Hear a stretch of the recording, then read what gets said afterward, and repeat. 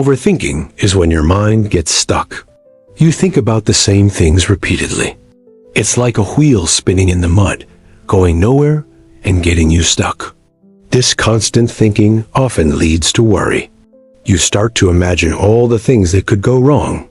These anxious thoughts can feel overwhelming and very stressful for you. Our brains are designed to protect us. They naturally search for potential problems. Overthinking is sometimes your brain trying too hard to keep you safe from perceived dangers. There are two main types of overthinking. One is ruminating, which is focusing on the past. The other is worrying, which is being anxious about the future. Ruminating means you replay past events. You might obsess over mistakes or things you said. This constant review doesn't help and often just makes you feel worse. Worrying is all about the future. You might ask yourself, what if? Questions constantly. This creates a cycle of fear about things that haven't even happened yet. The great news is that you can change this. Your brain is not fixed in its ways. You can learn new habits and create new pathways for your thoughts. This process is called rewiring your brain. It means teaching your mind to respond differently. With practice, you can break the cycle of overthinking and endless worry. It's important to remember you are not your thoughts. They are just events in your mind. Learning to separate yourself from them is a key step to freedom.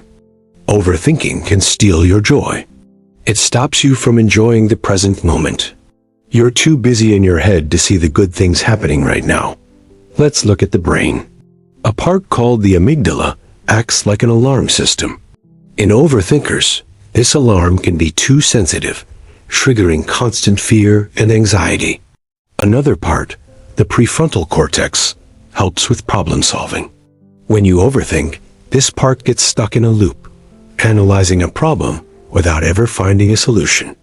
This creates a well-worn mental path. The more you overthink, the easier it is for your brain to follow that same anxious path next time it happens. The brain's ability to change is called neuroplasticity. This means you can create new, healthier mental paths. You can teach an old brain new tricks, so to speak. Every time you redirect an anxious thought, you weaken the old path. You are building a new, calmer pathway for your mind to follow instead of the old one. It takes consistent effort and time. You are retraining your brain's habits. Be patient with yourself during this process of change. It's a marathon, not a sprint. Overthinking isn't a sign of weakness. It's a mental habit that many people struggle with. Understanding this can help you approach it with more kindness and less judgment. This habit often starts in childhood. It could be a learned response to stress or uncertainty.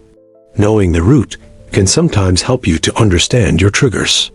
Stress is a major fuel for overthinking.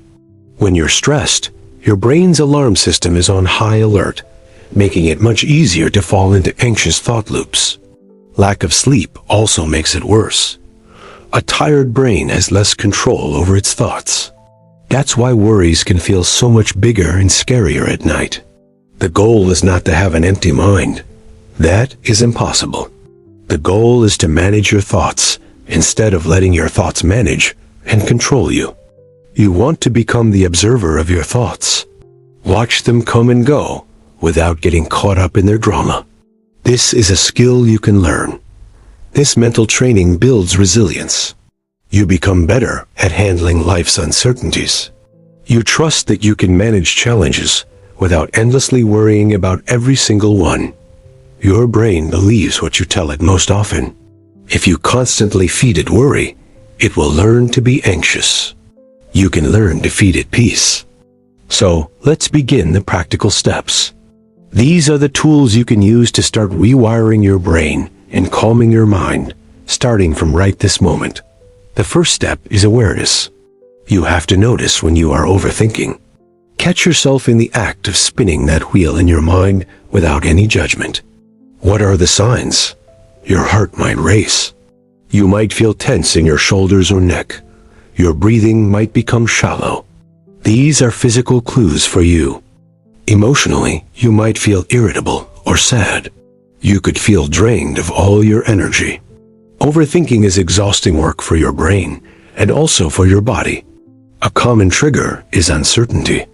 When you don't know the outcome of something, your mind might try to fill in the blanks with negative stories or outcomes.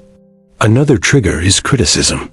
Receiving negative feedback can cause you to replay the event over and over, analyzing every single word that was said to you.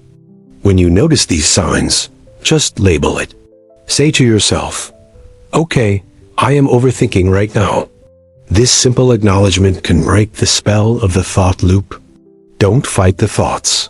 Fighting them often makes them stronger. Instead, you're just going to notice them, label them, and then gently redirect your attention elsewhere. Keep a journal to track your patterns. Write down when you overthink and what triggers it. This can reveal important information about your unique mental habits and cycles. Recognizing your specific triggers is powerful. When you know what starts the cycle, you can prepare for it or even try to avoid it when it is possible. This awareness is your foundation. Without it, you are running on autopilot. With it, you can take back the controls and choose a different direction for your mind. Now, let's use mindfulness techniques. These bring you into the present moment. Overthinking cannot survive in the now because it feeds on the past or future. Practice mindful breathing. Focus only on your breath. Feel the air enter your nose and fill your lungs. Feel it leave your body.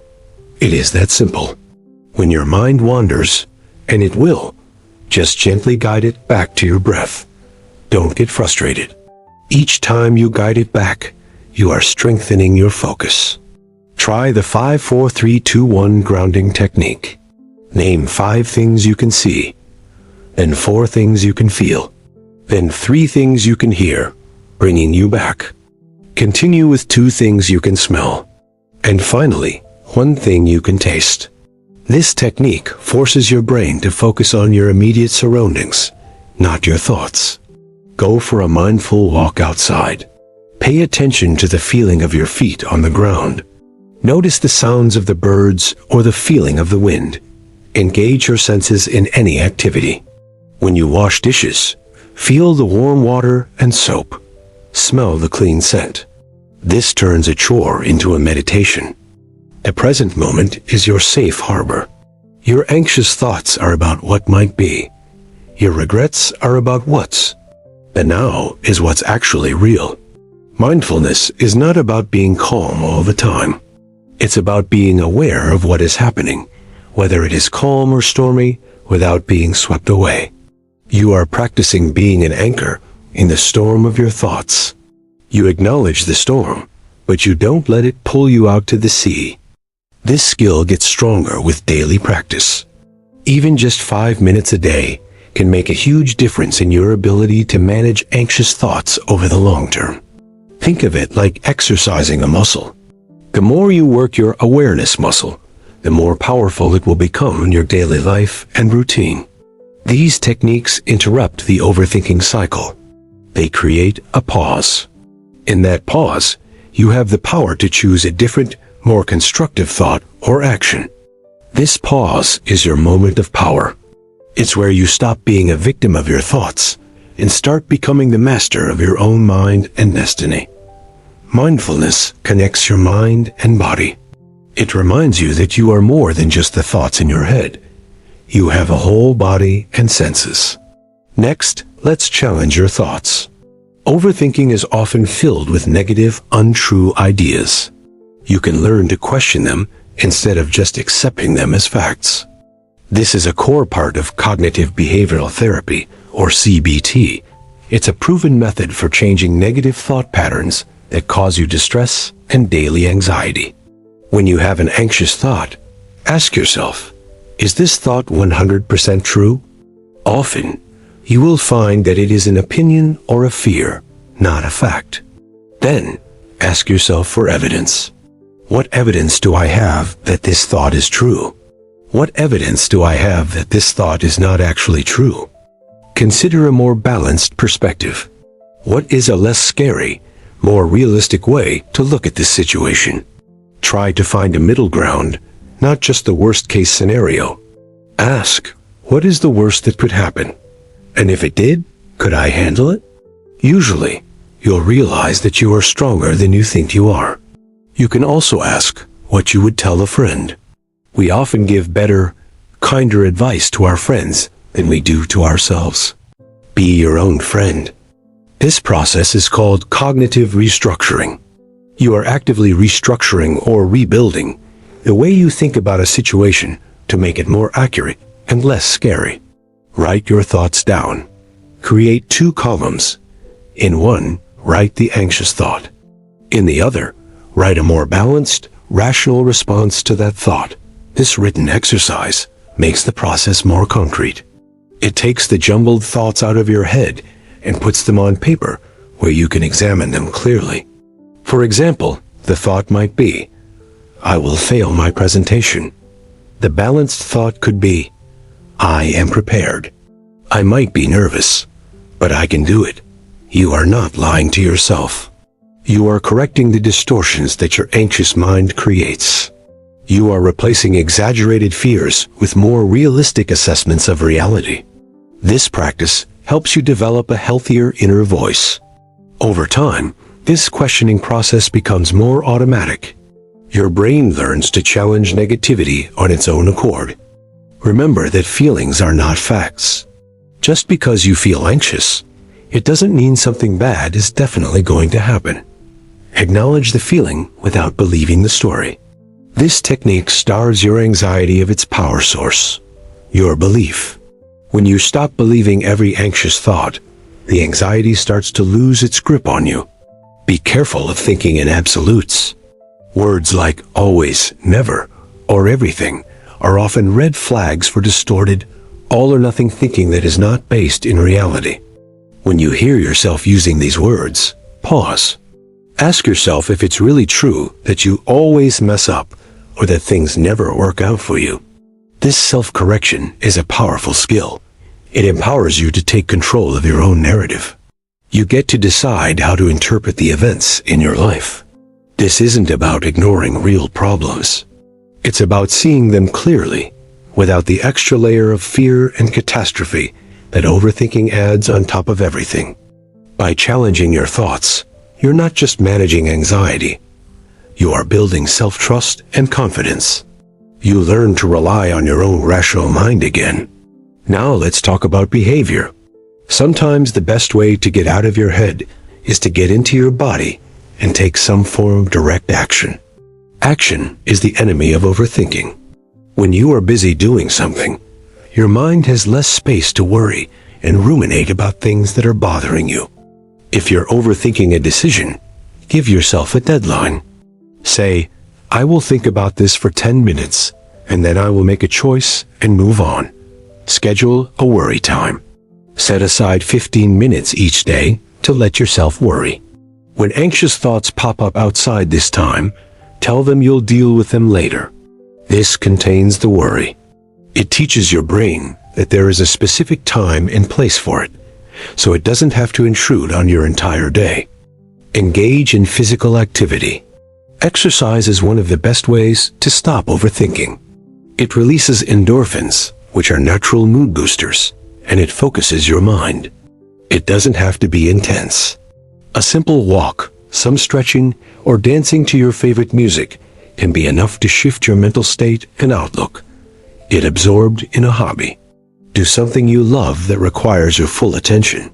This could be painting, gardening, playing an instrument, or building something with your hands. The state of being fully absorbed is called flow. In a state of flow, there is no room for overthinking. Your mind is completely engaged in the present task. Tackle a small, manageable task. Clean a drawer or organize a bookshelf. The feeling of accomplishment can boost your mood and break the cycle of feeling stuck. These actions prove to your brain that you are in control. You are not helpless. You can take steps to change how you feel and what you do. Don't wait until you feel like it. Often, the motivation comes after you start the action, not before.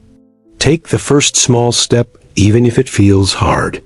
When you're stuck thinking about a problem, ask yourself, what is one small step I can take right now to move toward a solution? Then, do that one thing. This shifts you from passive worrying into active problem solving. This forward momentum, no matter how small, is a powerful antidote to feeling paralyzed by your own thoughts.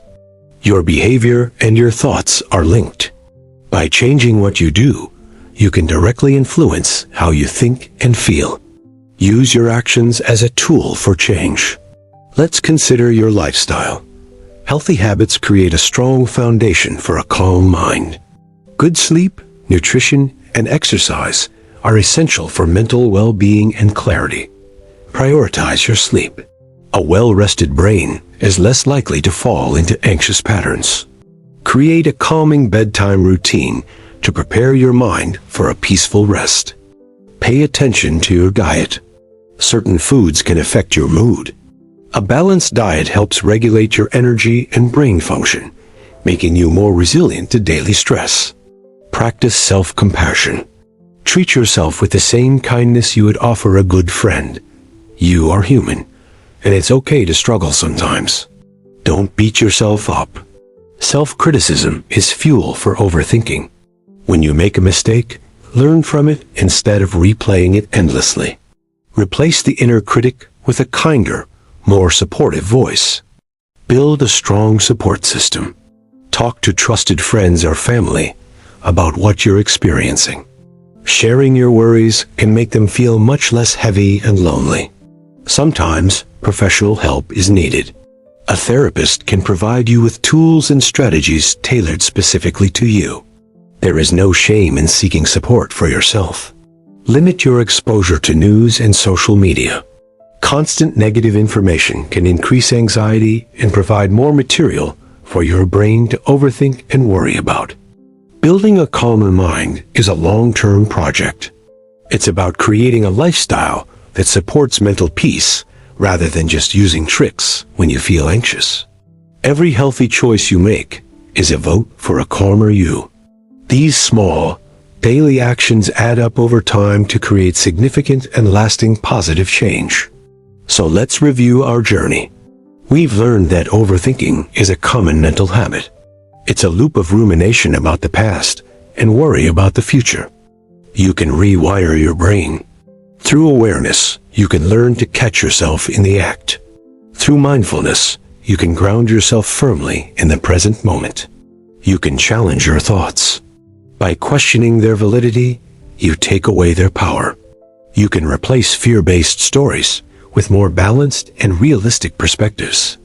You can use your behavior to change your mind. Taking action, exercising, and engaging in hobbies can break the cycle and build a powerful sense of momentum. Be patient and consistent. Rewiring your brain takes practice. But with these tools, you can stop the anxious thoughts, calm your mind, and reclaim your life.